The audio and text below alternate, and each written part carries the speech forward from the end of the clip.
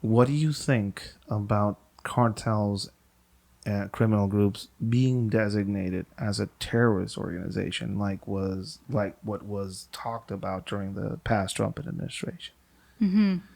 Yeah, this question is very uncomfortable to people, I realized. I think from my own experiences, what I saw is, when we talk about this, we talk about, cartels being terrorists or something, or terrorist organizations.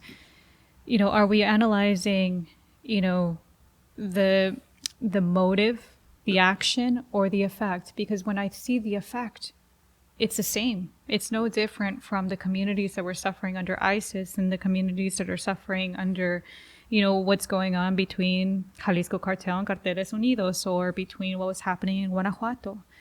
The effect that it causes is exactly the same. Now, when we talk about, are these political ideologies, or their motives are not politically aligned enough? We just also went through one of the most violent elections this past year, and we're about to enter a new one. Over 84 politicians were killed.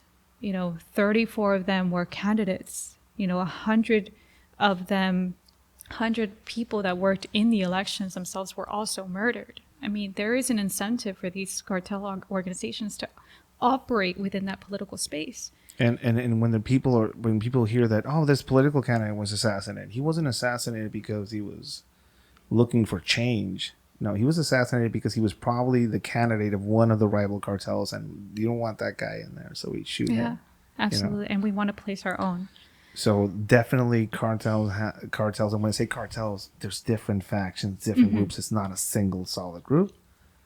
Each of these factions have a political agenda in a way. Then they do. So we'll check that mark off as political, as them being designated as a terrorist organization. And when we talk about designating them, you can talk about defining them as a terrorist organization, like by defining them in a book. But the U.S. government designating these organizations as a terrorist, these criminal enterprises as terrorist organizations, and what that would do as far as freeing up the ability of the U.S. to do certain things, to go after certain elements of their finances, people that influence and or work with them, and how that would affect a broader range of how to attack this problem. Yeah. They're politicized. Do they use terror tactics to influence the local populace? They are using civilian drones in very much the fashion that was developed in the Middle East. Civilian drones dropping 40mm grenades with badminton attachments, so they stabilize their drops, which is brilliant if you think about it. They started putting pesticides in it. Basically homemade chemical weapons now. They are upping their game as far as fourth generation warfare, and the reason that I am sometimes asked to go and advise and or train government forces in the U.S. is because I have a knowledge base in this. So they themselves have realized, oh, it's interesting that this is an interesting university of a space, and let's talk to Ed about some of these things.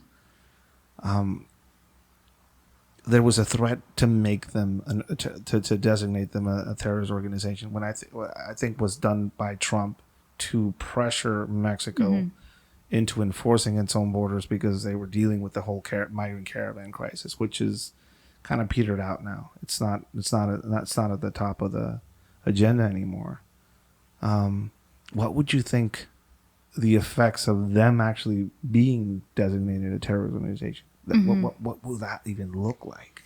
Yeah, if we talk about it from Mexico, from so effectively designating them a terrorist organization would mean that all financing to these organizations would be countered as, you supporting an organization, a terrorist organization. Let's look at all of the politicians that are involved in there. All of that political arena that would suddenly be susceptible to these laws. Is there enough political will to make those laws effective, or to even have that appetite to, clean house, to, governors, mayors, Their families, their businesses. everything. And also, when it comes to also extortion, is the farmer who has an avocado plantation pays the extortion, is he financing terrorist organizations? Yeah. That becomes such a immense landscape there that I don't think we have the political will to ever want to tackle it. We don't have certainly the appetite to want to implicate ourselves. Many of these political heads would effectively be implicating themselves. Tequila companies, Bevmo would be targeted by, like, if they sell any of these bottles there. Yeah, Netflix supporting some of these series that kind of talk about sensationalizing the. I don't know, like the scope of it could be so massive, and also I think you have now many Mexicans who are living in the United States illegally, that are undocumented, basically, now have a legitimate claim to asylum. And that would, that would change the. So you hear this constantly. I'm sure you get it in the comments when Demoler posts something.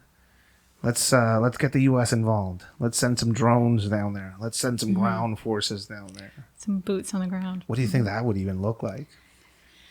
I mean, that I'm concerned about that, seeing as we have seen that in other countries, the level of violence that it has created, the level of, where would they even start?